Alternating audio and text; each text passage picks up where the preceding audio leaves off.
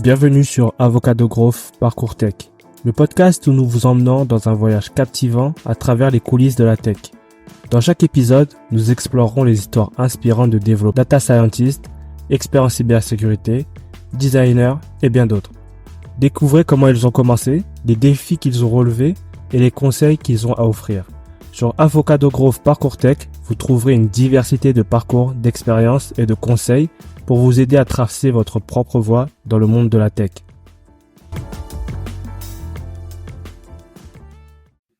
Bonjour à tous et à toutes. Bienvenue sur Avocado Growth Parcours Tech. Aujourd'hui, j'ai le plaisir de recevoir Damien. Salut Damien, comment ça va? Salut, ça va super bien. La forme? En forme. Merci. Moi, ça me fait plaisir de t'avoir ici. Pour les personnes qui ne te connaissent pas, est-ce que tu peux te présenter rapidement? Alors, pour faire vite, moi je m'appelle Damien Toscano, j'ai 32 ans encore pour quelques semaines, bientôt 33, et je suis développeur web depuis 3 ans après une reconversion. Ok, donc parcours reconversion. Avant ça, tu faisais quoi? Alors, avant la reconversion, j'ai travaillé 5 ans dans le web marketing. Donc, j'étais pas trop loin du monde du développement web. Je travaillais avec des développeurs et j'aimais bien ce que eux faisaient. J'aimais moins ce que moi je faisais. Et du coup, c'est ça qui m'a mené un peu dans cette idée de reconversion, même si depuis le début de mes études, j'ai ça en tête. Mais j'ai mis un moment à y arriver. Ok, donc tu étais proche des devs, tu t'es dit je vais regarder un peu ce qu'ils font, c'est un peu par curiosité que t'es arrivé. Ouais, c'est ça. Au fait, si je peux revenir un peu à la base de là où le dev m'a intéressé, c'était juste après le lycée. Donc ça remonte un peu, c'était en 2008. Donc ça fait un moment déjà. Et si tu veux, au lycée, ça m'intéressait pas de ouf. En première et terminale, j'étais pas super intéressé par ce qu'on faisait, c'était trop générique. Enfin, voilà. J'avais un groupe de potes super cool. Du coup, on faisait plus des blagues et on se marrait qu'on travaillait. C'était une époque très cool. Et j'ai failli pas avoir mon bac du coup du premier coup. Je suis passé au rattrapage. Je faisais pas grand chose. Et au moment de réfléchir à ce que je voulais faire après, moi, j'étais super intéressé par l'informatique. C'est un domaine où je savais que ça me plairait. Je voulais vraiment travailler là-dedans dans le développement. Sauf que du coup, comme j'ai rien fait pendant les 2 dernières années de lycée, je voulais faire un IUT informatique et ils m'ont pas pris. Et du coup, j'étais là, ah merde. C'est ça, fallait que je me réveille avant. Ouais, voilà, donc c'était un peu tard. Alors, je me suis bien amusé, mais là, du coup, je me suis pris un peu une claque et je me suis dit, bon, qu'est-ce que je vais faire de ma vie? Et j'ai suivi des potes à l'université de gestion. Je connaissais pas, ça avait l'air assez générique pour trouver un domaine qui te plaisait dedans. Et j'ai continué, du coup, j'ai fait 5 ans d'études en marketing. Ok. Ça me plaisait bien, j'aimais bien le domaine et tout, je trouvais ça intéressant. Il y avait quelques notions de web aussi, parce qu'il y avait des spécialisations web marketing, donc sans parler de développement, on arrivait à voir un peu de web design, voir un peu comment se passe le monde du web sans rentrer dans le code. Donc Ça a des déjà, petites bases, quoi. ouais, c'est des petites bases, et puis ça te permettait un peu de me défrustrer, on va dire, de pas avoir réussi à commencer dans la tech. Et au fil des années, du coup, je me suis bien plu là-dedans, donc j'ai continué, j'ai fait ma licence. En master, ça me plaisait vraiment bien, parce que là, tu commences à choisir tes spécialités, t'es plus générique, tu fais vraiment quelque chose qui te plaît bien. Donc moi, j'ai fait marketing international. J'ai été travailler un peu à l'étranger pour un stage. Et après, quand je suis revenu, du coup, j'ai fini ma dernière année. Et là, pour ma dernière année, j'ai fait un stage dans une boîte où, en gros, je faisais à la fois du marketing et à la fois du web, mais c'était du petit web sur des outils no-code, je sais même plus ce que c'était, où j'avais dû faire un petit site en no-code pour la boîte où j'étais, plus le marketing autour du site. Ouais, Et c'est c'était trop déjà, cool. c'était intéressant, quoi. Tu Et je crées me- déjà un petit ouais, site. c'est ça. Et je me suis dit, bah, c'est trop bien, j'ai envie de faire ça de ma vie. J'ai pas envie de faire la partie marketing. Et en fait, j'avais pas trop, je me sentais pas encore de me lancer direct dans le marketing, parce que toutes les offres d'emploi que je voyais, ils demandaient un peu une double compétence en compréhension du web. Des trucs basiques, mais un peu de HTML, CSS et tout. Ils demandaient un peu d'avoir les bases, parce que bah, dans le web marketing, tu peux avoir besoin de modifier quelques fichiers ou de faire des intégrations via des builders, donc de connaître un peu comment ça marchait. Et moi, je l'avais pas encore. Et au fait, le hasard a fait, et je remercie le hasard, dans la fac où j'étais, ils proposaient un truc que je connaissais pas. C'est un deuxième master 2. En fait, tu fais une année en plus après ton master 2 pour apprendre faire une initiation au développement web. Ok, Pendant génial, un ça. an, tu prends les bases, donc tu commences à faire de l'algorithmie, tu fais du HTML, CSS. Nous, on avait fait du Java à l'époque. Et du coup, pendant un an, j'ai pu comme ça, j'allais Toucher dire, aux bases. et voilà, j'avais les bourses, donc j'étais un petit peu payé pour faire ça, mais touché aux bases, avec et ça touchait à tout en plus, comme quand tu fais des études, donc il y avait des cours de réseau, des cours de tout ce qui touche à l'informatique, donc c'était super intéressant. J'étais trop content d'avoir fait ça. Je me suis beaucoup plus amusé en un an de découverte de l'informatique qu'en 5 ans d'études en marketing. C'est ça. Ben, quand le sujet, en fait, en vrai, te Ça, plaît, ça change tout, c'est ça. ça change tout aux études, hein. Le problème, c'est que c'est dur de savoir dès le début, avant de te lancer dans les études, ce qui va vraiment te plaire. C'est Donc, très dur. Moi, au lycée, j'ai jamais su, enfin, j'ai toujours aimé l'informatique, mais pareil, moi, j'étais avec mes potes, on rigolait. bah ouais, C'est ça, je suis arrivé en terminale, fin du jeu pour moi. Tout le monde a fait autre chose et plus d'école pour moi. ouais, c'est ça, c'est que t'es pas assez mature au lycée pour ça, et puis t'as pas assez d'expérience dans ce que t'as fait pour savoir vraiment ce qui va te plaire, quoi. Moi, je pense que c'est rare les personnes qui vraiment s'amusent à 100% pendant leurs études parce qu'elles savent que c'est ça qu'ils veulent faire, elles savent que c'est ça qui est fait pour eux. Donc, c'est un peu galère. Et du coup, cette année était trop bien. Et donc là, je me suis dit, bon, maintenant j'ai ma double compétence marketing web, je vais pouvoir trouver un travail facilement. Mais ce qui me plaît bien, c'est le développement, quoi. C'est le dev, ça. Et donc, je me suis posé pas mal de questions à ce moment-là. Et au fait, alors, il y avait deux problèmes, on va dire, qui ont fait que j'ai choisi le marketing. C'est que je venais de passer 5 ans à apprendre le marketing. Donc, ça me faisait chier de dire, bon, j'en fais plus. Et je travaille même pas dedans. C'est ça, je laisse tout tomber. Je trouvais que c'était dommage de laisser tomber tout ce temps que j'avais investi, quoi, parce que ça me plaisait quand même. Ça me plaisait quand même bien. Oui, voilà, t'as appris des choses aussi que, C'était quand même bien, donc je voulais pas non plus tout perdre. Et j'avais fait qu'un an d'informatique. À l'époque, il y avait pas encore toute la mode des écoles de reconversion et tout. Donc du coup, pour moi, ça me paraissait peu pour rentrer sur le marché du travail en tant que développeur. C'était pas un an en informatique pour devenir développeur, quoi. C'était un an pour apprendre un peu les bases et éventuellement toucher. Et continuer voilà, par là. c'était plus de la curiosité, quoi. C'est que tu C'est découvres et ça, ouais. C'était acquérir la double compétence et pas devenir développeur. Donc du coup, j'ai commencé à travailler en web marketing dans une entreprise dans le sud de la France, à Aix-en-Provence. C'était cool, il faisait beau là-bas. Et j'ai travaillé dans cette entreprise pendant 5 ans. Du coup, c'était ma première boîte. J'ai eu de la chance, j'ai trouvé direct du coup après mes études. Vu que j'avais la double compétence, eux, c'est ce qu'ils cherchaient. Ils m'ont dit, allez, viens, on va faire des trucs ensemble. Et, euh, et du coup, j'étais dans un bureau où il y avait moi et que des développeurs. ok, donc, Autant te dire que pour un gars qui vient de se poser la question s'il voulait faire du marketing ou du développement, j'étais un peu frustré au quotidien, quoi. c'est ça, bon, en vrai, t'es posé au bureau, ton rêve, il est là avec toi. Ouais, c'est ça. J'étais dans le bon bureau, j'avais juste pas le bon poste. Et j'avais pas le bon poste, j'avais pas le même salaire du coup que mes collègues développeurs parce que c'est pas pareil. Et je voyais ce qu'ils faisaient et je trouvais ça trop bien. Et moi, alors je faisais surtout du marketing d'analyse statistique, des trucs comme ça, donc j'aimais bien, tu vois. J'avais l'occasion de développer des petits trucs aussi pour monter des petits web services ou des trucs comme ça, mais ça restait léger.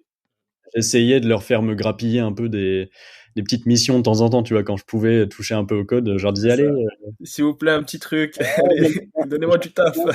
donc s'il y a moyen que j'en fasse et tout. Donc en soi, c'était cool parce que ils m'ont laissé déjà mettre un premier pied dedans parce que sans pratiquer, même avec mon année, au final, si tu restes 5 ans sans pratiquer le dev et que t'es plus du tout dans le contexte, je pense que t'oublies pas mal de trucs et il faut partir de zéro après, quoi. C'est ça, en plus, ça change tellement vite Ah ouais, que, voilà, 5 ans, c'est beaucoup, hein.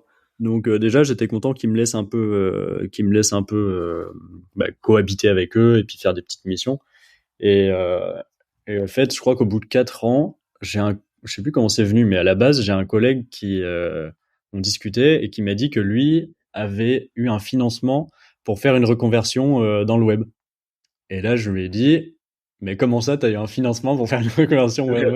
Dis-moi tout. Dis-moi tout, mais dis-moi tout ce que tu veux. Et moi, je m'étais jamais renseigné parce que pour moi, en gros, c'était fini, quoi. J'avais raté le Hmm. coche, voilà, j'ai pas travaillé au lycée, c'est pas grave.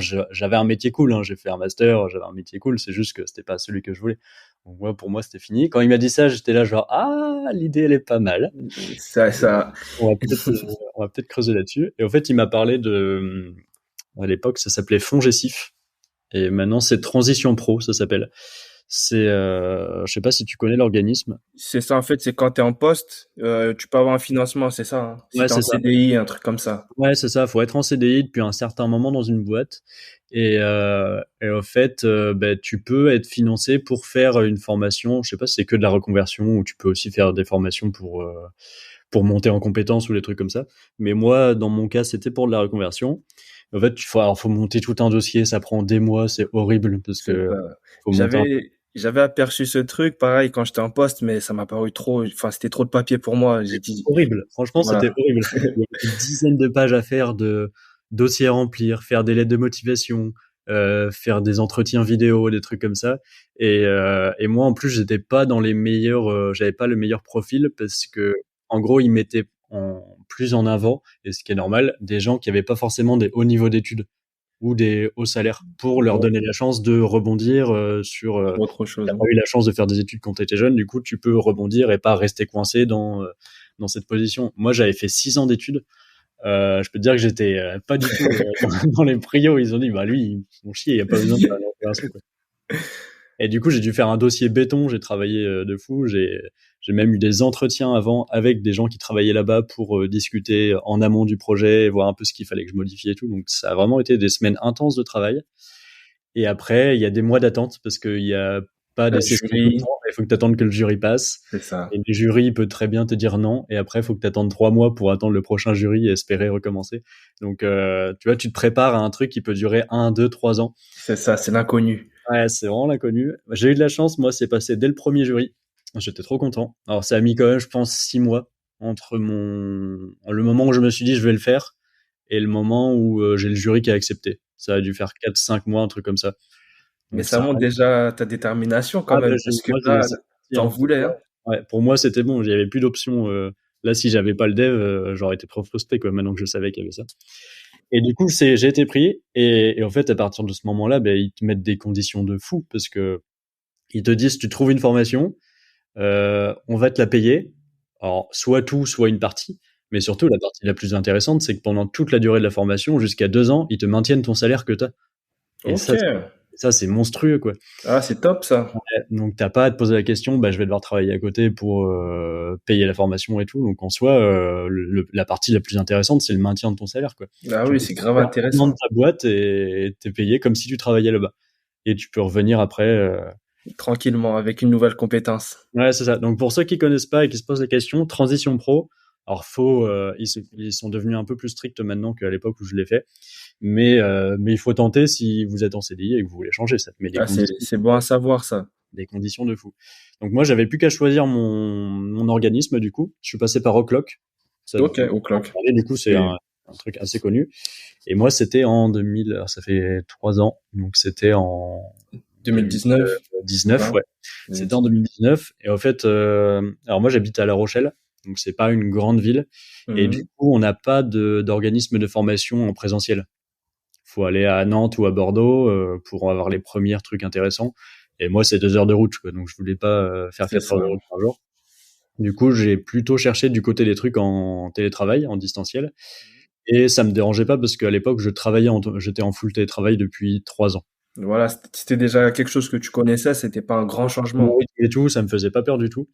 Et donc voilà. Et du coup, au Clock, j'ai fait parcours classique. Donc c'est pareil, t'as un dossier. Je crois que t'as un QCM à remplir au début, où ils te Mhm. font genre culture générale, niveau d'anglais et connaissances de base en informatique. Savoir si tu connais un petit peu de 3 trucs, parce que quand t'arrives de zéro, c'est quand même costaud.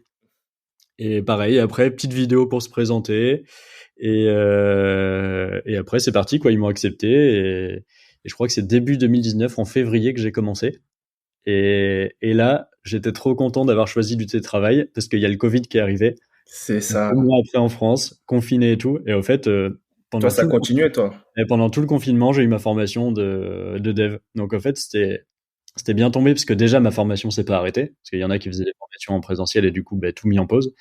Et surtout qu'on n'avait rien à faire de nos journées, quoi.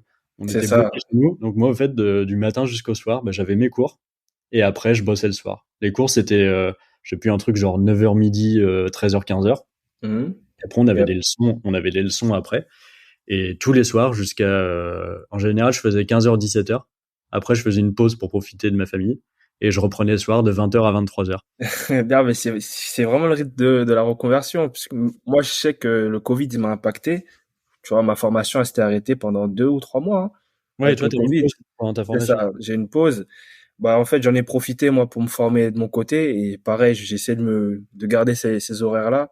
Et c'est vrai que quand tu commences, bah, à comprendre ou même découvrir, enfin, c'est une excitation un peu.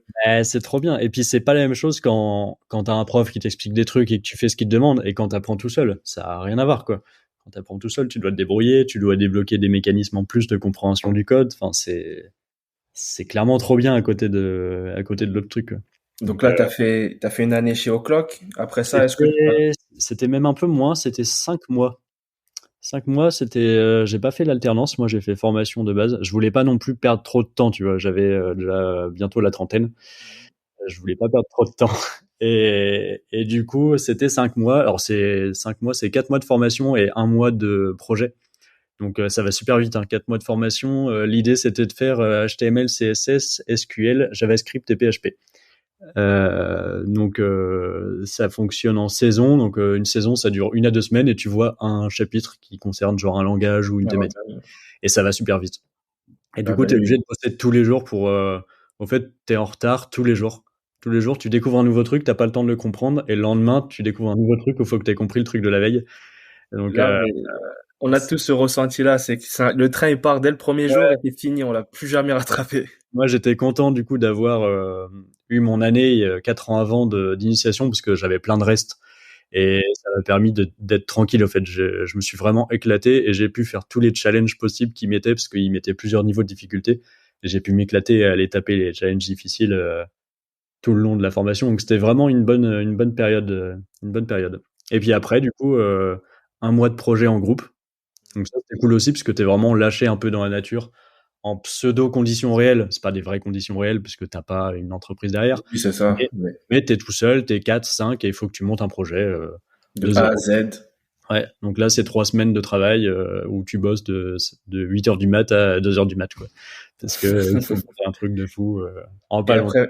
après ça, vous avez la petite présentation sur YouTube. Ouais, c'est ça, la petite présentation sur YouTube à la fin. C'est moi qui avais parlé. On était deux à avoir parlé. Il y avait moi dedans. C'était cool aussi. Ma première presse tech. Et là, j'étais trop content parce que t'as l'impression de savoir faire déjà plein de trucs par rapport au début et c'est trop cool. Bah, c'est ça, en vrai, faut être content parce que, enfin, tu rentres en formation, on va dire, sans grande connaissance et dès que tu Bah, sors, et au c'est fait, déjà fou ce que tu as appris. le truc, c'est que tu t'en rends pas compte parce que t'es tellement dedans. Ça va tellement vite quand tu fais de la reconversion que t'as pas le temps de capter et tout. Mais au final, si tu compares entre ce que tu savais avant et ce que tu sais après, c'est complètement ouf, quoi. C'est ça. Et après, au clock, tu finis la formation, tu sautes dans le marché du travail directement. Ouais, c'est ça. En fait, j'ai eu la chance de trouver mon travail 2 mois avant la fin de la formation. Au bout de 3 mois de formation, je me suis dit, bah, faut commencer à chercher parce qu'il y a que 5 mois et je voulais pas avoir de pause entre les deux. Et du coup, j'ai trouvé une boîte que j'avais déjà vue, qui était pas loin de chez moi. En fait, je l'avais déjà repérée quand je faisais du marketing, parce que Ok. j'en avais marre de mon ancien métier et Hmm. je voulais changer de boîte pour une autre boîte en marketing. Mais bah, quand l'idée de l'informatique m'est venue, bah, j'avais plus envie du coup de bosser en marketing. Mais en fait, ils recrutaient des devs aussi. Donc je me suis dit, allez, cette boîte, elle est pas loin, elle a l'air cool. J'ai monté une candidature béton, pareil, j'ai travaillé des jours dessus. J'ai envoyé un CV, ils m'ont écrit, ils m'ont dit, bah, nous, on peut éventuellement chercher quelqu'un, mais dans quelques mois, c'est OK. Moi, j'avais encore 3 mois de formation, donc il fallait qu'ils attendent un peu, tu vois. Voilà.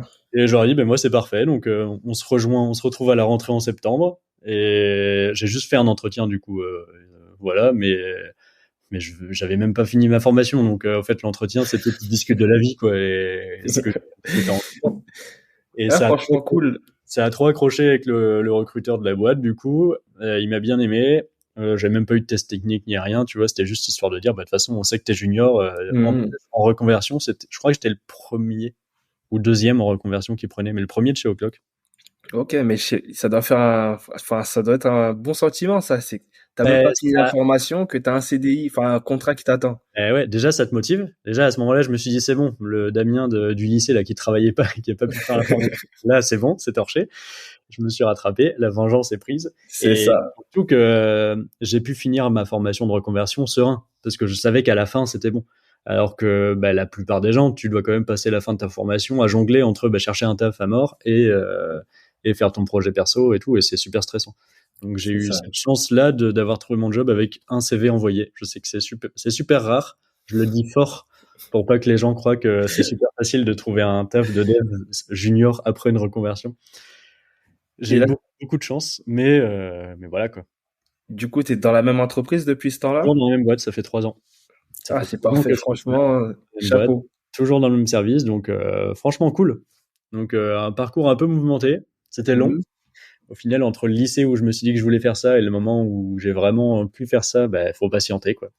Cool. Mais du coup, je regrette rien au quotidien. Ouais, C'est mais on voit même depuis le début que tu es déterminé. Et quand déjà tu montes ton dossier pour le fonds GESIF, moi je déjà sais c'est que une j'ai vu grosse le étape. dossier, j'ai lâché. Ouais, c'est clair, c'est une grosse étape. Toi, t'es passé Et par quelle formation du coup? moi, j'ai trouvé une petite formation, j'étais sur Montpellier à ce temps-là, donc une petite formation en présentiel. Ok. J'avais fait la candidature pour O'Clock, mais Pôle emploi, ils ont pas voulu en entendre parler parce que Ouais, voilà, Pôle emploi, ils aiment c'est pas. organi- Ils aiment pas O'Clock. Ils veulent que tu sois sur place et tout. Alors Voilà. que franchement, O'Clock, ils sont trop bien. Ouais, mais moi, je voyais O'Clock, franchement, je me suis dit, je serai à la maison, ça paraissait trop cool. Et non, au final, j'ai fait une petite formation, et voilà. Aujourd'hui, je suis là, ça va. C'était combien de temps ta formation, toi? C'était une formation de 6 mois, plus 3 mois de stage, mais j'ai Ah pas oui, pu c'est faire le cool. stage avec le Covid. Ah oui, bah oui. Donc Donc, t'as voilà, fait maison et 6 mois de formation, quoi. 6 mois de formation. Et après ça, alternance. Alors, au final, Et c'est pas beaucoup, 6 mois, mais c'est après que t'apprends, de toute façon. oui, voilà, de toute façon, ben, c'est un métier où on apprend tous les jours, hein. Même, aujourd'hui et encore, je continue d'apprendre et je Ouais, sais que dans mais 5 ans, c'est ça, bah, hein. c'est ça, hein. Tous les jours, t'apprends. Donc, au final, le temps de formation est pas, enfin, il est important parce que t'as des bases à connaître, mais tant que tu comprends comment apprendre des nouveaux trucs, en fait, c'est ça le plus important. Je sais que chez O'Clock, c'est ça qu'ils faisaient, c'est que ils t'apprenaient à apprendre des langages. Ils avaient pas pour principe de dire à la fin, tu connaîtras ce langage. Ils partaient du principe de dire à la fin, tu sauras comment continuer à apprendre ce qu'on a commencé, quoi. Voilà, c'est ça. C'est un travail en fait d'exploration, ça. Ouais, c'est ça. Donc, si tu gardes la curiosité, la motivation, parce que ça peut paraître aussi énorme comme tâche d'apprendre des nouveaux langages et tout, parce que c'est quand même costaud, quoi. Après, c'est facile, on va dire. C'est ça. Après, c'est facile de rester motivé. Et du Donc, coup, un gros parcours, là, du coup. yes, de ton poste actuel, là, t'es développeur front ou back? Moi, alors, je fais un peu les deux, mais surtout back dans le poste où je suis. On a beaucoup plus de missions back, on va dire, et le front, c'est très léger parce que si tu veux, nous, on travaille surtout sur des ERP, donc des logiciels métiers. Donc, il y a pas de design, voilà. C'est ça. C'est un truc Graphiquement, basique. c'est pas créatif, c'est des tableaux de bord qui sont tous pareils parce que c'est le même logiciel à peu près partout, mais s'il y en a plusieurs, ça reste du tableau de bord avec des listings, du CRUD et plein de fonctionnalités back pour plein de process. Donc c'est cool, le back est très complet. Et d'ailleurs, je travaille avec Hugo qui a fait le podcast il y a quelques moments. C'est juste mon voisin de gauche, tu vois. Bon, là, je suis dans mon du réu, mais vraiment, je tends le bras et je peux lui faire coucou sur l'épaule. Un petit bonjour à Hugo. Il passe le bonjour aussi. Il m'a dit avant que je parte, il m'a dit ah, tu lui passes le bonjour. Et du coup, il t'avait beaucoup expliqué cette partie-là. Donc, on a C'est beaucoup, ça. beaucoup, beaucoup de process parce qu'on a plein de services avec lesquels on travaille. On a des services de compta, de logistique, de marketing, d'appel client et tout. Donc, en fait, nous, on développe les logiciels pour que toutes ces personnes puissent travailler et puissent travailler ensemble. Donc, ça fait une base de données énorme, ça fait une code base énorme, plein de logiciels dans tous les sens. Et c'est cool parce que tu peux travailler avec des gens différents. Donc, c'est Mais plutôt sympa. tu m'as dit que tu bosses, t'es sur le bac et j'ai envie de rebondir parce que j'ai vu passer sur Twitter ton petit Pokédex. Ouais. Et pour quelqu'un qui travaille beaucoup sur le bac, franchement, le travail il est incroyable. Alors, je travaille sur le bac pour mon CDI. Mais à Mais en côté, vrai, si je compte tu touches un tout ce peu. que je fais, je suis complètement full stack. Mais il n'y a pas d'aspect créatif dans ce qu'on fait en front, quoi. C'est du fonctionnel. Il faut que les gens puissent utiliser les interfaces, il faut que ça fonctionne. Mais voilà, on va pas faire des animations dans tous les sens et des trucs qui cassent les codes du design. C'est Donc, ça. du coup, moi, comme j'aime bien faire les deux, j'ai eu du mal à choisir, justement, pendant la formation chez O'Clock, il fallait choisir le parcours front ou back. et c'était Symfony ou React. Et j'ai eu du mal, et moi j'ai préféré commencer par le bac parce que j'aimais beaucoup ça. Et je me suis dit que, je m'étais dit que ça serait peut-être plus facile pour moi d'apprendre le front après que d'apprendre le bac après. C'était plus par rapport à ma logique personnelle. Comment tu voyais les choses? Ouais, que je préfère avoir des bonnes bases en bac, et après le front, j'aimais déjà beaucoup ce qui était web design et quoi, de par mon ancien métier. Donc comme j'avais déjà ces bases là, je me suis dit qu'allez, je me concentrais sur le bac pour faire ça. Et au fait, comme j'aime beaucoup les deux, je compense le fait de faire beaucoup de bac dans mon job pour faire beaucoup de front dans mes projets perso. Je pense que ça se voit, parce que franchement, C'est ça. Non, franchement, j'ai regardé ton Pokédex là, il était super, bien développé, c'est des gentil. belles couleurs, un beau design. Ouais, je me suis vraiment éclaté dessus. Et du coup, en perso, je fais que des projets front principalement, des trucs design sur des projets, sur des thèmes que j'aime bien, et de la 3D aussi. Je me suis mis à la 3D avec Three.js il y a 2 ans maintenant. Longtemps. Et j'aime trop faire de la 3D, et je trouve ça cool, et voilà, donc ça, je peux encore moins en faire dans mon quotidien, parce que C'est ça. faire un NFT avec de la 3D, il y a aucun intérêt. Mais du coup, je m'amuse à en faire le midi, le soir, quand je bosse sur mes projets. C'est sur ça que je me lance, quoi. Donc là, actuellement, ton projet perso, c'est quoi là? Là, alors cette semaine, j'ai bientôt fini normalement. C'est un Pokédex aussi. Alors toi, je sais pas duquel tu parles. C'était celui en petit vintage ou un vrai avec plein de couleurs. Moi, j'ai eu plein de couleurs, tout ça. Ouais, donc tu vois, c'était un vrai site Pokédex avec des animations, transition de page et tout. Ouais, c'est ça. Celui-là, je l'ai fini normalement, sauf si j'ai des nouvelles idées. Donc ça, c'était trop cool. Je me suis trop amusé. Je l'ai fait en Next. Du coup, je voulais découvrir. Et j'ai utilisé Tailwind dessus pour le style, et du Gzap aussi pour les animations. Et ça, c'était trop cool. Et là, en ce moment, j'en fais un deuxième Pokédex. En vrai, c'est mon troisième. C'est mon thème préféré quand je veux développer des nouvelles technos que je connais pas. Et là, c'est plus une application pour Mac, pour avoir un petit Pokédex vintage dans la barre de menu là-haut, à tout moment. Ok. Donc là, c'est avec Laravel et Livewire et un package qui s'appelle Native PHP, qui permet de transformer un site Laravel en application multi OS. Ah, mais c'est super cool ça. Ouais, donc je voulais tester ça parce que on peut éventuellement être amené à travailler sur ces technos au travail. Du coup, en guise de veille, je me suis dit, je vais me faire un petit projet sur un thème que je connais bien, Pokémon, parce que j'aime bien. L'API Pokémon, je la connais par cœur maintenant, donc du coup, je suis en train de faire ça cette semaine, et puis je poste pas mal dessus sur Twitter pour montrer un peu les évolutions. Donc c'est plutôt cool. Et après, quand j'aurai fini ça, je repars à fond sur la 3D. Parce que ça fait longtemps que j'en ai pas fait. J'ai un projet 3D que j'ai commencé il y a 2 ans, je crois. Il est long, ce projet. En fait, j'ai commencé, je trouvais ça trop cool. C'est un projet dans l'espace où tu contrôles un petit vaisseau spatial. Et le problème, c'est qu'il est long, donc je fais des pauses, où je fais d'autres projets entre-temps. C'est ça. Et quand je reprends, j'ai envie de tout refaire différemment parce que j'ai fait une grosse pause, et je fais ça depuis 2 ans. Donc là, cette année, j'arrive à mieux me cadrer niveau projet. Et donc là, après, je me suis dit, je me remets dessus et je finis. J'ai clairement défini ce que je voulais faire. Je veux pas aller plus loin. Je finis ce que je vais faire. Comme ça, après, je le partage, je le mets en ligne, et puis moi, ça me servira, et puis je pourrai passer à autre chose, quoi. Et là, c'est clairement mon objectif, c'est de monter en compétence sur la 3D parce que j'aime trop ça. Si je peux en faire un peu à côté du travail, pourquoi pas, tu vois. Et me former sur React aussi en même temps, parce que l'écosystème de React autour de Three.js, il est trop bien. Il y a plein de gens qui ont déjà fait plein de composants trop cool, donc ça évite de tout redévelopper à chaque fois. Refaire, on peut monter des projets 3D super vite et des trucs très propres et qui fonctionnent très bien, quoi. Et comme je connais peu React, je me dis que c'est l'occasion de découvrir sous un angle que j'aime bien, sous l'angle de la 3D, quoi. Comme ça, j'utilise plutôt Vue.js au travail et du JS natif, donc du coup ça me permet de voir un peu l'autre côté des deux gros qui sont utilisés. Mais oui, les projets perso, c'est cool parce que tu peux voir des trucs. Après, on voit beaucoup ce débat sur Twitter notamment. Est-ce qu'on est obligé de faire des projets perso pour être un bon développeur? J'ai envie de dire non, on s'en fout. Chacun fait ce qu'il veut, quoi. C'est ça. Moi, je bosse avec des devs qui, ça fait plus de 10 ans qu'ils sont devs, ils ont pas de projet perso, et pourtant. Ouais, moi aussi, il y a des devs, ils rentrent chez eux, ils arrêtent de dev, quoi. Et puis voilà, ils devent que au travail, et il y a aucun problème. C'est juste, ça dépend de la personnalité de chacun, quoi. Moi, vraiment, j'ai mis du temps à arriver dans le dev, du coup. C'est vraiment une passion maintenant que je suis dedans. Et j'ai aussi une sensation de vouloir rattraper le temps perdu, tu vois. Donc, j'ai pas fait des longues études où j'ai pu tester plein de trucs, donc j'ai envie de tester plein de trucs maintenant. Et du coup, tout ce que je peux pas tester dans mon travail, ben, je le teste. Voilà, je suis dans le même état d'esprit, c'est que je suis arrivé tard.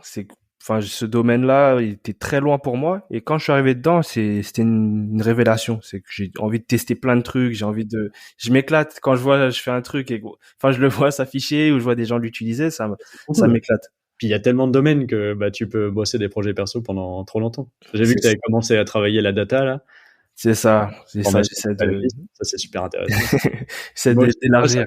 ça m'intéresserait, mais j'essaie de me canaliser maintenant. En fait, les 2 premières années, vraiment, tout m'intéressait. C'est horrible. Donc, tout a l'air trop bien, mais tu peux pas tout apprendre d'un coup. Donc là, j'ai un peu pas une révélation, mais une remise en question cette année où je me suis dit que je me concentre vraiment sur certaines choses. Mais du coup, comment tu t'organises, toi, avec le travail, projet perso, vie de famille? En gros, moi, j'ai des journées assez cadrées. On a des horaires fixes qui sont tous les jours pareils. Je suis en présentiel, du coup. Donc, mes journées, c'est 9h, 18h. En gros, à peu près. Le matin, j'emmène ma fille à la crèche. Elle est à la crèche à côté de mon travail. Donc, vers 8h45, on part vers 8h20 de la maison, tu vois. Donc, c'est assez tôt. J'aimerais bien partir plus tard. Et j'emmène à la crèche, après j'enchaîne une journée de travail, et le soir je la récupère à la crèche après 18h, et puis on rentre à la maison vers 18h45, tu vois. Donc ça fait des bonnes journées, et donc ça laisse de quoi travailler pour le boulot. Et le midi, en général, je mange vite, et après je bosse mes projets perso toute ma pause du midi, parce que je me dis que là j'ai mon matériel, donc j'ai tous mes écrans, matériel pro du travail, et j'ai pas les enfants à la maison qui vont me distraire. Donc j'avance un max sur les projets perso. Et après, bah, le soir, de temps en temps. En ce moment, là, tu vois, je suis plutôt sur une période où je travaille pas le soir. Mais il y a des périodes où j'aime bien me poser le soir tranquille dans mon bureau, quand tout le monde est au calme. Et là, j'arrive à rebosser 1 heure ou 2 sur des projets perso quand vraiment je suis à fond sur des périodes de dev, quoi. Mais en Ouais, ce mais moment, c'est beaucoup le midi, et j'essaye de me faire un planning à l'avance pour pas me perdre et pour me motiver. Là, tu vois, je me suis dit, sur 1 semaine et demie, je monte mon petit projet de Pokédex pour faire de la veille. Après, je sais qu'après, j'ai un autre projet, de finir mon vaisseau spécial. Après, je me forme à React. Après, je me fais un portfolio en 3D. Tu vois, j'ai tout mon planning de fait. Et je me rends compte que c'est beaucoup plus facile quand tu cadres un peu les trucs de respecter ce que t'as. c'est ça, c'est mieux enfin, t'essaies de planifier la semaine. Moi, c'est ce que je fais pareil. Parce que quand en plus, t'as plusieurs projets perso, c'est que tu peux en laisser un mourir et après revenir Ah ouais. 2 mois plus tard, tu dis non, en fait, c'est C'est du ça. n'importe quoi. Et je sais pas toi, mais moi, j'arrive pas à avoir qu'un seul projet perso à la fois. C'est tout le temps, j'en ai tout le temps 2 ou 3. Et du coup, je jongle, mais tu vois, là, mon projet perso qui a 2 ans, ben voilà, il va bientôt mourir. Faut que je m'occupe de lui. Et c'est pour ça que j'ai envie de le terminer, parce que j'aime bien, tu vois, ce que j'ai fait dedans, mais ça fait tellement longtemps que j'en ai marre. Donc, j'ai pas envie que ça recommence, donc maintenant, j'essaye de me cadrer un peu. Ouais, j'essaie tu vois, enfin, de commencer de le sortir d'abord, parce qu'un projet Ouais, perso, en vrai, il est jamais fini, mais par exemple, la plateforme de mentorat, j'essaie de sortir une version 1 enfin, ouais, voilà, tu que des commences un personnes, truc qui est déjà voilà. fini. C'est ça, que des personnes puissent l'utiliser au moins de manière basique. Et après, je peux commencer d'autres projets et je sais que je dois le maintenir. Je peux pas le laisser mourir. Oui, oui, tu rajoutes des trucs en plus. Là, j'ai vu que tu avais fait le reverse job qui arrive, donc C'est ça. J'essaie des possibilités. de me canaliser aussi. Ouais, c'est ça. Mais bon, tu viens de commencer React Native, quoi. Aussi. Bon, en fait, enfin, l'application que je fais en ce moment, c'est un projet, je crois, qui doit avoir, pareil, 1 an et demi. Ça fait un moment que tu avais commencé à en parler. J'ai commencé, je l'ai carrément perdu de mon ordinateur, j'ai supprimé, je l'avais même pas pushé sur GitHub pour te dire. Ouais, donc t'avais Donc, plus rien. voilà, j'avais plus rien. Et du coup, je me suis dit, allez, on va essayer de relancer un petit truc. Mais là, c'est quelque chose de jongler entre tout ça. Ouais, c'est dur. Ah, ça demande un mental un peu perturbé. Faut aimer jongler. Même quand tu fais des projets perso avec des langages différents, c'est dur de passer d'un côté et de l'autre. Quand tu passes du back au front, c'est plusieurs fois dans la journée, c'est un peu galère. Et ça te fait des journées complètes. Moi, je sais que du coup, comme je fais mes projets perso le midi, qu'au travail, je peux avoir des projets avec des langages différents, enfin des frameworks différents. Et du coup, au final, tu peux bosser sur allez, 2 langages différents et 4 frameworks dans la journée. C'est ça. Ah, c'est perturbant un peu. Mais au Des moins, fois, tu dors bien le soir. Le soir, quand t'arrives et tout, tu te mets au lit, y a pas de problème. C'est ça, t'as juste envie de fermer, c'est bon. Ouais, c'est ça. À part quand tu penses à tes bugs et que ton cerveau, il veut pas s'arrêter, mais Ça, sinon, c'est le pire cauchemar, ça. C'est le truc à ne pas penser le soir. horrible, hein. Quand t'as l'impression de passer toute la nuit à débugger un truc, c'est pas reposant du tout. Et du coup, je voulais te demander, est-ce que tu aurais des conseils pour une personne qui voudrait se lancer dans une reconversion pro? Ouais, carrément. Moi, j'ai eu pas mal de... Alors, ça fait un moment que ça me peut arriver, mais quand j'ai fini O'Clock, j'ai pas mal de gens qui me demandaient des conseils par rapport à O'Clock, justement, parce que c'était la période où ils avaient un peu le vent en poupe, où ça a explosé d'un coup. Il y a plein de gens qui allaient à cause du... Enfin, ou grâce, je sais pas, au Covid. Mhm. Du coup, c'était un des gros qui faisait en télétravail, donc tout le monde voulait savoir des trucs. Il n'y a pas de... J'ai envie de dire qu'il n'y a pas de prérequis pour être développeur, ou peu importe. Moi, j'ai vu des gens qui étaient boulangers avant dans la formation, qui faisaient des trucs qui avaient rien à voir, tu vois, qui étaient dans la logistique, qui avaient jamais touché de code. Il y en a qui faisaient déjà des projets perso de leur côté depuis 10 ans, tu vois.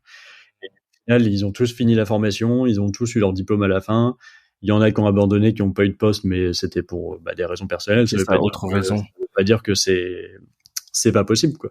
Donc déjà, il faut pas se mettre d'a priori j'ai pas fait de maths, j'aime pas les maths.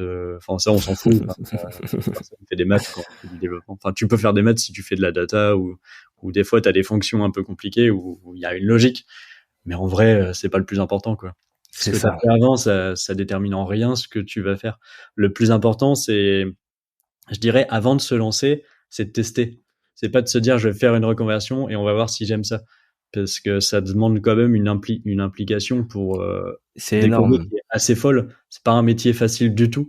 Faut pas, je sais pas, s'il y a des gens qui croient ça, faut pas le croire. Parce que ça reste assez dur à apprendre, hein. C'est comme apprendre des nouvelles langues, quoi. C'est super galère. Et t'as une rigueur à avoir aussi, donc ça aide si t'es assez rigoureux, mais ça s'apprend aussi. Mais moi, je dirais, ouais, avant de se lancer dans un truc où tu dois payer une formation, tu dois arrêter ton travail, trouver un truc, tu testes de ton côté. Il y a des plateformes il y a des vidéos YouTube où tu peux apprendre à faire des projets. Il y a Open Classroom où tu peux faire plein de tutos gratuits. Donc, pour toutes les personnes qui veulent tester, d'abord, on découvre de son côté. On voit si vraiment il y a un intérêt Voilà. et la petite passion qui arrive, la petite flamme. La petite flamme qui chauffe. Et là, c'est bon, il y a pas de doute. Parce que ça demande un gros investissement après. Et comme on disait au début, quand t'es développeur, t'apprends tous les jours. T'apprends pas genre 6 mois, 2 ans, 5 ans et après c'est bon. Ouais. T'as toutes les techniques. Il y a des frameworks qui sortent tous les ans, voire tous les 3 mois. C'est ça. Et tu vas jamais travailler sur les mêmes technos toute ta vie. Et du coup, voilà, il faut il faut aimer apprendre. Moi, c'est un truc que j'aime trop. En fait, j'ai arrêté le marketing parce qu'au bout de 5 ans, j'avais l'impression vraiment d'avoir fait le tour de mon domaine et je stagnais niveau challenge, on va dire. Et là, du coup, en dev, c'est trop bien. Tu peux dire tous les ans, t'apprends un nouveau truc. C'est ça. Tous les jours, c'est fou. C'est ça. Et je dirais que c'est la base le plus important. C'est vraiment se forger la flamme et la motivation de se lancer. Et si t'as ça, c'est bon. Faut trouver la bonne formation aussi, faire gaffe. Mais bon, ça, c'est un peu compliqué. Essayer d'avoir des retours de personnes qui retours. ont déjà fait. Pas se lancer dans des petits organismes pas trop connus parce que tu sais jamais. C'est ça. Ça peut être très, très compliqué. Il y a aussi des organismes qui sont là pour faire de la course au financement et du coup qui font pas de la qualité derrière. Donc c'est un peu galère si tu t'investis tout dans un truc où ils s'en foutent de t'apprendre des compétences. Mais ouais, avoir la motivation, choisir l'organisme, se motiver pour avoir un financement, ça peut être fatigant, ça peut faire peur, mais franchement, quand tu te dis que tu vas pouvoir être tranquille chez toi et que t'es payé pour apprendre des trucs, ça reste.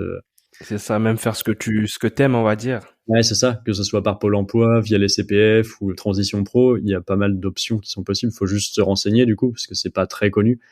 Mais pour les reconversions, en tout cas, pour les reconversions, ça peut le faire, quoi. Après, pour les jeunes qui veulent hésiter pour se lancer dans les études, là, c'est comme toutes les personnes qui savent pas quoi faire comme études au lycée. Hein, j'ai pas de conseils à donner. T'écoutes ton intuition et puis tu le regretteras peut-être. Faut tester de toute façon. Et tu Pour peux pas apprendre. savoir avant, quoi. Ça reste des longues périodes où tu vas t'engager pour 3 ans, 5 ans, mais de toute façon, avant de te lancer, c'est pas possible de le savoir avant, hein. Mais c'est possible pour tout le monde, tant qu'il y a la motivation et la rigueur qui sont là, ça vaut le coup, on va dire. Mais là, moi, tu m'as l'air épanoui dans ton quotidien. Tu fais des petits projets. T'as t'as l'entreprise qui est à côté de la maison. Et est-ce que tu verrais des petits points, on va dire, un peu plus négatifs? Parce qu'on voit souvent on voit que les bons côtés du dev, même sur Twitter, sur les réseaux. Ouais, ouais. Oh, il y a du négatif, hein. T'as quand même alors selon les postes que t'as, mais t'as quand même une pression parce que tu devs sur des sites, nous on dev sur tous les logiciels enfin les ERM qu'utilise l'entreprise. Donc on va dire que si tu casses un truc, c'est un peu chiant pour le business, quoi. Tu peux empêcher des gens d'envoyer des colis, tu peux empêcher des gens de passer une commande, enfin tout ce genre de trucs. Ça, selon ton domaine, si tu bosses sur un projet perso tout seul, tu t'en fous. Il y a que toi qui l'utilises. C'est ça. Quand tu bosses sur des sites où il commence à y avoir des milliers, dizaines de milliers, centaines de milliers de personnes qui l'utilisent, la pression, elle est un peu là parce que tu fais plus gaffe. Tu te dis, quand je mets en prod, si ça pète, c'est plein de gens que ça va faire chier. Et ça va péter à un moment, de toute façon. C'est impossible de jamais casser quelque chose. Oui, c'est ça. Et selon ton domaine, je pense que du coup, ça dépend vraiment des personnes et de là où tu travailles. Mais tu peux avoir une pression qui est plus ou moins forte et qui peut fatiguer au quotidien. Et ça, c'est un des points qui peut être négatif. Et la masse d'informations à apprendre aussi. Je sais qu'il y a moi, j'ai vu des personnes abandonner parce que tu te sens inondé en fait, t'as l'impression de jamais avancer, quoi. T'apprends un truc et t'as l'impression que il y a 10 nouveaux trucs à apprendre qui viennent de se débloquer. Et du coup, tu peux pas avancer. Donc, c'est un peu relou. Et un des derniers points que j'aime pas trop, mais c'est un point que j'aimais pas trop dans mon ancien travail aussi, c'est que moi, ce que j'adore, c'est développer des trucs, c'est créer les nouvelles features, voir un projet avancer, continuer, être concentré dans ce que tu fais et tout. Et sauf qu'il y a des jours où tu peux pas, quoi. Il y a des jours où on va t'envoyer des Teams dans tous les sens, on va dire il y a ça qui marche pas, faut regarder. Là, tu vois, ce matin, j'ai fait que ça. J'ai fait que traiter des emails et des trucs ou des erreurs qui remontent, faut trouver pourquoi, ou on te pose des questions de j'aimerais bien faire ça mais je sais pas comment. Et du coup, il y a des jours au fait où tu te dis je vais travailler, je vais développer des features, tu le fais pas parce qu'on te pose 12 questions. Ouais, je pense que tu vis ça aussi, hein. c'est ça. Je sors d'une matinée pareille où que des réunions, j'ai même pas touché mon éditeur de code. Ouais, ça c'est frustrant. Après, il y a des gens qui aiment, enfin, les réunions, ça peut être intéressant si c'est une réunion pour imaginer une nouvelle feature, un truc comme ça. Après, t'as des réunions métiers où voilà, c'est plus ça qui est. T'as des réunions où c'est long pour pas grand chose, où tu tournes en rond et voilà. Et c'est pareil, les bugs, t'as des bugs intéressants à résoudre parce que c'est cool de chercher. Moi, c'est un truc que j'adore, débugger dans une grosse code base. C'est ça. Trop bien parce que tu dois comprendre, ça te force à comprendre du coup comment c'est fait dans les moindres détails. Mais après, il y a des bugs à la con où tu mets et là, tu perds du temps pour rien. C'est ça, tu t'énerves tout seul. En fait, c'est surtout ce qui est frustrant, c'est de te dire, allez, aujourd'hui, je vais faire ça. Et au final, tu peux pas parce que t'as plein d'autres trucs et tu dois bosser sur plein de petits sujets différents. Il faut en être conscient. Être développeur, c'est pas passer genre tous les jours de la semaine dans sa bulle et pouvoir. Alors ça peut. Je pense qu'il y a des domaines où ça peut. Oui, ça peut, mais c'est vrai que c'est rare quand même. Et moi, je suis dans un cadre où, dans mon service, du coup, et comme Hugo, il l'a expliqué, je crois, dans le podcast assez bien, c'est que on fait pas des sites pour des clients externes à la boîte. On fait des sites pour la boîte. Donc, en fait, on développe pour nos collègues. Ce qui est très cool parce que tu vois les personnes utiliser ce que tu fais. Mais dès qu'elles ont un souci, elles viennent te voir direct. Le problème, c'est que s'il y a un problème, c'est pas genre quelqu'un qui envoie un ticket sur GitHub d'un truc qui marche pas ou qui remonte via un forum. C'est genre le gars qui arrive, qui te tape l'épaule et qui te dit moi c'est cassé. Et du coup il y a un problème ou qui envoie un Teams. Donc du coup c'est un peu la contrepartie, c'est que la distraction elle arrive très vite, quoi. Donc ça on essaye de le cadrer un peu. Hein. De toute façon il faut que ça soit centralisé un peu pour garder une trace de ce que les gens remontent. Mais voilà, c'est un peu, des fois ça peut être un peu chiant. Mais ça entache pas du tout ma passion pour le métier. Et moi, Oui, de toute façon, ça tous les jours, hein, franchement. Voilà, ça peut pas être 100% rose. Il y a toujours des petits points négatifs, mais le positif l'emporte. C'est ça, tout à fait. Ça reste un très beau travail quand tu aimes bien et que tu t'éclates dedans. Je trouve que c'est un très beau métier. Et là, du coup, tu te formes, tu m'as dit tu veux te former sur React, tu te formes un peu sur de la 3D. Est-ce que tu aurais des petites ressources à nous donner si on veut faire pareil aussi? Carrément. Alors ça dépend du domaine. Je sais que moi j'aime beaucoup les vidéos sur YouTube. Je trouve ça cool parce que t'as un aspect visuel qui est sympa et ça permet de refaire un peu les trucs derrière. Pour tout ce qui est Laravel, parce que ça reste en bac ce que je connais le mieux, il y a Laravel Jutsu. De toute façon, je te passerai les liens. C'est ça, tu me fileras, je mettrai tout ça en description. Laravel Jutsu, qui est un Français, qui fait des vidéos en français, du coup, donc ça reste cool. Des trucs très intéressants de plusieurs niveaux différents sur le framework Laravel depuis un moment. Et il est très sympa en plus. Et donc pour Laravel, il y a ça. Après, moi, ce que j'aime bien suivre pour toute la partie front, c'est une chaîne qui s'appelle NetNinja. Donc je sais pas si tu le connais sur YouTube. Je connais, très fort. Et c'est trop bien. Et ce qui est trop bien avec lui, c'est que il fait alors c'est des petits formats de vidéos. C'est des vidéos entre 1 et 7 minutes. Et c'est beaucoup plus facile à suivre qu'une vidéo de 2h30 sur comment monter une application en Vue.js ou en React. Et il fait plein de séries. Il fait des séries sur React, sur Vue, sur des stores, sur des sujets très précis. Et en fait, quand tu te poses une question, une série complète, ça va mettre 20 minutes pour la regarder, mais c'est des épisodes de 3 minutes. Donc tu peux t'y mettre un midi tranquille et tout. C'est ça, ça se fait rapidement. Bien, et l'édition des vidéos est trop cool. Et j'en ai beaucoup regardé. Je sais que pour React, je vais regarder un peu, je pense, de ces vidéos. Et la 3D, s'il y a des gens qui s'intéressent, il y a le boss de la 3D qui est un Français, qui est Bruno Simon. Bruno. Ouais, le fameux Bruno, qui a monté une formation qui s'appelle 3JS Journée, que j'ai fait. Je l'ai, tu sais que je l'ai, je l'ai la formation, ça fait 1 an et demi que je me dis je vais faire de la 3D et j'ai jamais trouvé le temps de... La formation est super complète, je crois que maintenant tu peux avoir 60 ou 70 heures de vidéo, un truc comme ça, c'est énorme. Et moi je l'ai fait, du coup je l'ai fait il y a 2 ans et franchement trop bien. Alors elle est en anglais la formation, mais il a un bon accent français, du coup quand t'es français c'est cool pour comprendre. Et maintenant il ajoute la traduction, les sous-titres. Je sais pas s'il l'a fini sur toutes les vidéos, mais il ajoute les sous-titres. En tout cas, big up à Bruno parce que il est trop fort.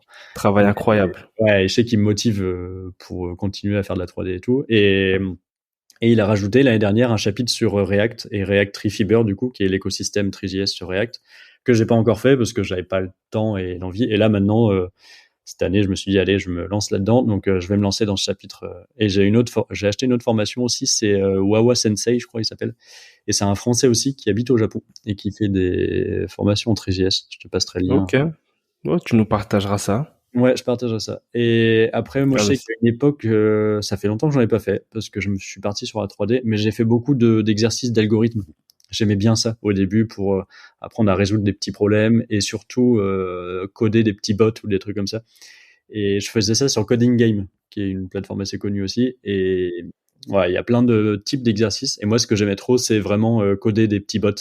Genre, t'as un scénario, genre t'as une usine qui fabrique des robots, tu dois te combattre contre une autre usine qui fabrique des robots en prenant plein de thématiques en compte. Et tu montes, tu fais de la programmation orientée objet, tu montes un peu ton truc pour qu'il soit autonome et tu lances des vagues et c'est des matchs au fait. Et celui qui gagne le plus de matchs a gagné.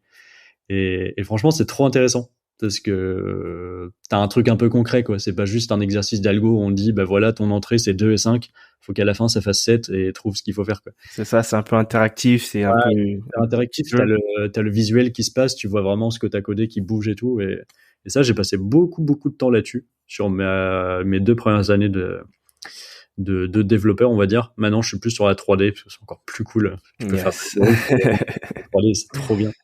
Mais je sais que Coding Game, pour ceux qui veulent monter en compétence en algorithmie, même si franchement, je pense qu'il y a une faible partie de développeurs qui fait de l'algorithmie poussée au quotidien. Ça reste rare. Hein. Dans mon job, c'est quand même assez rare que j'ai besoin de faire de l'algo et ça reste de l'algo simple. Donc c'est bien de comprendre l'algo, mais ça fait pas tout. Enfin, c'est pas utile dans 100% des cas, quoi. Oui, voilà, c'est bien de savoir un peu, enfin, pour entraîner ta logique, tout ça, mais... Ouais, c'est ça, mais voilà, ça va pas changer ta vie de développeur. Et après, il y a une chaîne que j'aime bien regarder, mais qui c'est plus des sujets de la tech, c'est Micode. Micode, on ne présente plus. J'en regarde souvent. Alors, je suis pas un fan de Micode dans le sens où je regarde toutes ses vidéos, je regarde quand ça sort et tout. Mais quand j'en croise une sur un sujet qui me plaît, je sais que ça va être bien, quoi, parce qu'il creuse bien le sujet. Il y a un bon travail journalistique derrière. Et quand il parle d'un truc, c'est vraiment qu'il connaît bien. Et c'est plutôt cool. Et c'est ça qui est bien avec le métier aussi, c'est qu'il y a plein de ressources, quoi. Alors c'est bien et c'est pas bien parce que ça peut paraître dur de choisir. C'est ça aussi. Donc, ce qui est C'est important, ça. tu te fais ton petit vivier de ressources que tu as l'habitude de regarder et puis tu te cadres là-dessus, quoi. Ouais, faut réussir vraiment à trier, pas être noyé sous l'info, sinon ça devient un cauchemar. Tout à fait. Moi, je commence à avoir un Twitter assez bien trié. Je me servais de Twitter pour la veille, mais ça va maintenant. J'ai que le contenu qui m'intéresse. Donc, quand t'en arrives là, c'est cool. Parce qu'après, Ouais. t'as plus le droit de faire d'efforts pour avoir de la veille. Ça, c'est trop bien. Ah ouais, c'est plutôt cool. Et est-ce que tu aurais un petit mot de la fin, un petit truc à nous rajouter? Bah, moi, je dirais merci déjà pour ton travail, pour ton podcast. Et franchement, même pour ton activité sur Twitter, c'est cool parce que t'as bien percé. Et je sais que t'es un des développeurs qui m'a motivé depuis l'année dernière à poster pas mal sur Twitter et à partager mon travail. Ah, Et ça fait grave plaisir à entendre, merci, hein. Merci. depuis que je me suis mis au building public sur Twitter, ça m'a aidé à me cadrer aussi parce que tu te dis que tu fais un truc et tu peux pas t'arrêter parce que tu es en train de le montrer. Et c'est trop bien. Et ça a trop changé ma manière de faire des projets perso. Donc, Ouais, merci à mais toi. j'ai vu ton Pokédex là, enfin oui, beaucoup de personnes l'ont partagé, t'as eu beaucoup Ah ouais, beaucoup d'avis dessus, c'est top, hein. j'étais trop content. Mais voilà, hein, pour finir, bah, du coup, big up à tous les développeurs et les développeuses du monde entier parce que on a un métier cool et il y a un écosystème qui est quand même trop bien. Il y a une bulle de développeurs sur Twitter qui est cool, même s'il y a des dramas de temps en temps, ça fait partie de la vie de Twitter. C'est ça, c'est normal. Ça, mais franchement, pour finir, on va dire que j'ai mis longtemps à réussir à faire ce métier et que je regrette jamais. C'est trop bien. Je regrette juste d'avoir perdu du temps avant, mais c'est pas grave. Même si C'est vous ça. pensez que vous pouvez être développeur et que vous n'avez pas réussi une première fois, ça vaut le coup de retenter. Il y a des ressources qui sont là, on peut apprendre plein de trucs quand on est motivé. Donc, C'est ça, rien n'est jamais fini. ouais, c'est ça. Rien n'est jamais fini. Et puis, En tout, faut tellement en, le faire. en tout cas, ça m'a fait grave plaisir de t'avoir parce que on se croise souvent sur Twitter, Ah ouais, moi aussi. C'est cool de se voir c'est ça, en c'est visuel. ça, C'était comme ça. c'est cool de se retrouver et de discuter un long moment et partager ça surtout. Je pense que ça aidera beaucoup de personnes.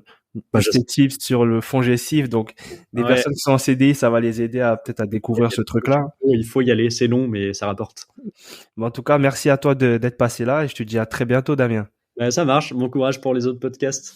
Merci. Allez, ciao. Voilà, j'espère que cet épisode t'a plu. Tu peux me soutenir en mettant une note sur Spotify ou Apple Podcast et en partageant cet épisode à quelqu'un de ton entourage. Je te donne rendez-vous dans 2 semaines pour un nouveau parcours tech. En attendant, retrouve-moi sur mon Twitter, MangeJS. À bientôt.